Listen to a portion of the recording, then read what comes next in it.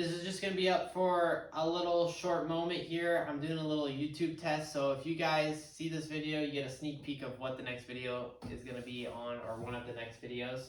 So yeah, you're lucky, but I'm going to be deleting this after I do my test. I just got to see something about Google monetization. So let's test out these speakers and see if I get copyrighted, because my subscription, if I download it onto my computer and use it through my editing software, I don't get copyrighted because I pay for it. But I was wondering if I play it through a phone and record it without downloading it, just so I can test out my speakers, if I'm going to get copyrighted in my next or second to next YouTube video.